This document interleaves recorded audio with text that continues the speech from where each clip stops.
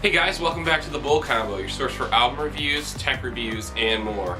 Today we're going to be exploring the top 5 metal hardcore albums from 10 years ago. So stick around while we turn back the clock by a decade and discuss the top 5 metal hardcore albums of 2008.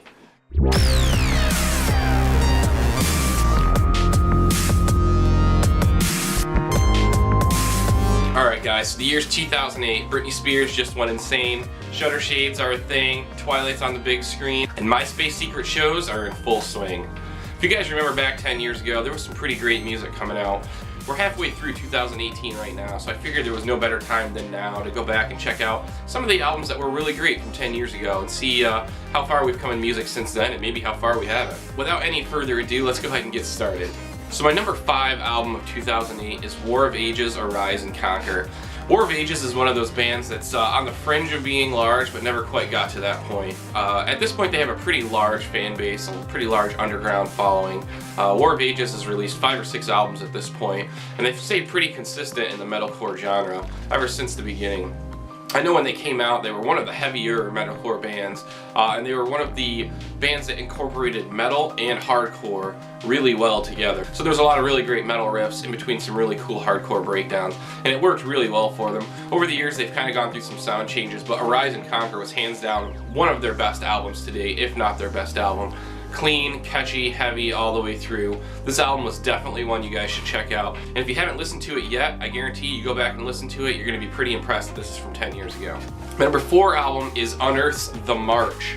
Unearth is another one of those bands that have always really incorporated the metal and hardcore sounds separately, keeping them kind of separated, but incorporating them in a way that sounds like it flows really well. And for all intents and purposes, Unearth very much plays in a very similar vein to War of Ages. So I felt like they fell right into the number 4 slot here of the top 5 albums of 2008. Unearth is one of the staples in the metalcore scene. They've been around since the beginning of metalcore. In fact, a lot of people attribute them as pioneering the metalcore sound, along with a few other bands like Meshuggah, etc. So it's no surprise here that The March was an incredible album by Unearth, and just another excellent album to add to their discography. Ken Susi, Buzz McGrath, 2 of the best guitarists I ever heard. The vibe that those guys have, the chemistry that those guys have is just unreal, and The March was an absolutely incredible album. Really heavy, really well written, and again, an excellent addition to the Unearth's discography. So it's been 10 years since Unearth's album The March came out. If you haven't heard it in a while, make sure to go back and give it a listen. I gave it a listen recently, and I was really impressed with it. Some of these albums don't really seem like they're 10 years old. It's kind of crazy to think that time's gone by so fast on some of these albums. I feel like in a few cases there was so much music coming out that some of them maybe didn't get the listening time that they deserved. So this is another one of those opportunities to go back and kind of check out what was there 10 years ago and see if there's anything that you missed.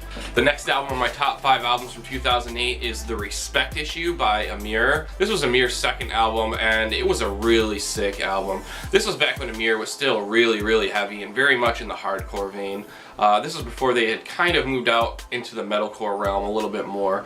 Obviously now they've got a huge following and with a really diverse sound, including their most recent album, which incorporated a member change. And you know, the result of that is, as we all know, probably the best Emmure album to date. So The Respect Issue, nevertheless, was one of my personal favorite Emmure albums. I had heard Emmure first on their first album, but I didn't really own the first album, and I didn't really get into them until I listened to The Respect Issue. For some reason, The Respect Issue was the album that really turned me on to Emmure. And it's funny because it's one of their heavier albums, and it probably is one of their least recognizable albums. It was a very down-tuned, heavy, angry, hardcore album. And at the time, I really enjoyed it. And to this day, it's still one of my favorite hardcore albums of all time. So number 3 on this list is definitely Emmure's album, The Respect Issue. All right, guys, so we're getting down to the top 2 here. These last 2 are pretty different, and I feel like they both really hold their own, especially in 2008 in terms of albums that were released that year. I feel like these 2 albums are definitely the top 2 albums released. So number 2 is going to be Bullet for My Valentine's album, Scream, Aim, Fire. If you guys remember this album, it was absolutely packed with amazing riffs. This album was just so diverse, and it was a huge step up for Bullet for My Valentine, which is saying something because The Poison is still, you know, is one of the best metalcore albums written. Bullet for My Valentine is probably one of the most underrated bands of the last decade or so. The Poison definitely got the recognition that I think it deserved, but their next album, Scream Aim Fire, I don't feel like it got anywhere near the recognition that it should have gotten. That album was it was pretty much a masterpiece. They somehow successfully incorporated modern day metalcore and 80s style metal into something that was extremely memorable and extremely catchy. The vocal hooks on that album are just unreal. Some of the most unreal vocal hooks I've ever heard on songs. And you know, I think that, like I said, I think that they didn't get that this album didn't quite get the publicity or the exposure that I think it really should have gotten.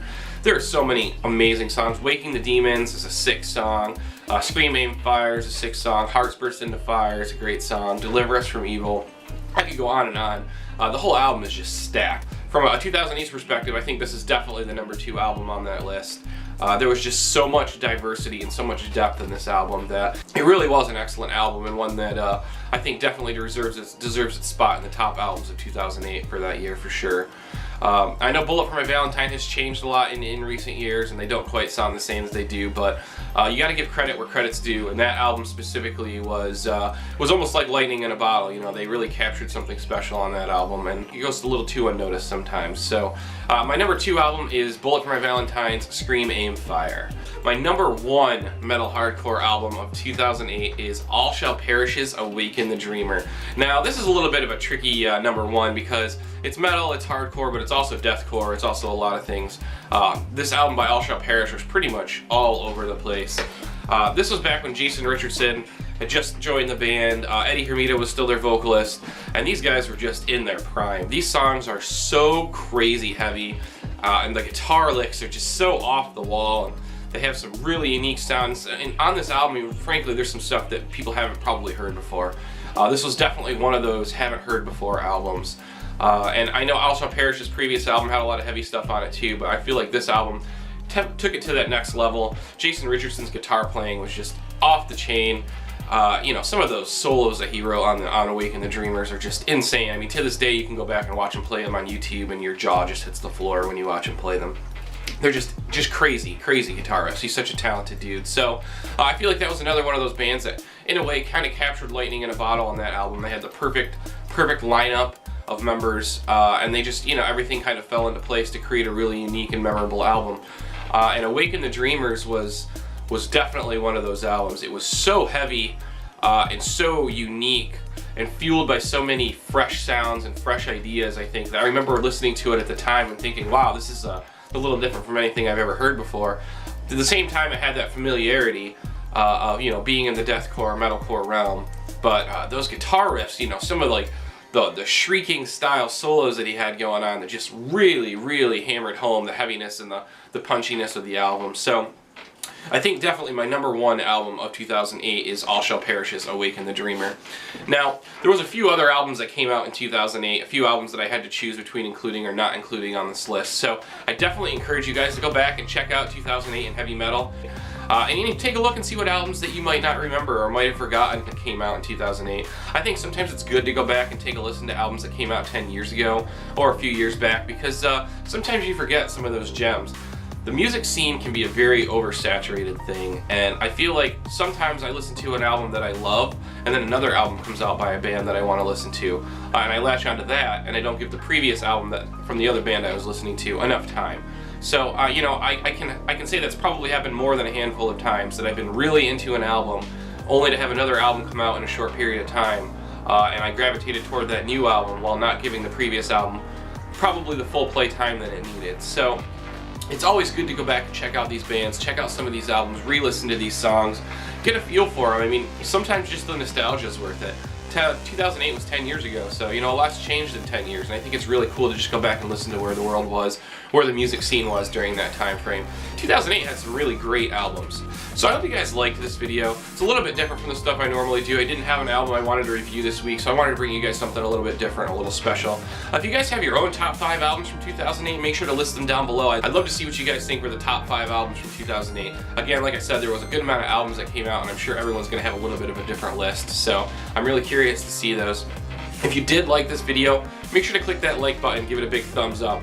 I really do appreciate the positive support. And if you do like the content you guys are seeing here, make sure to click that subscribe button down below and click the bell to get notified. I'm coming at you guys with a new video every week, and I don't want you guys to miss it. As always, guys, I hope you all have an excellent day, and until next time, we will see you soon.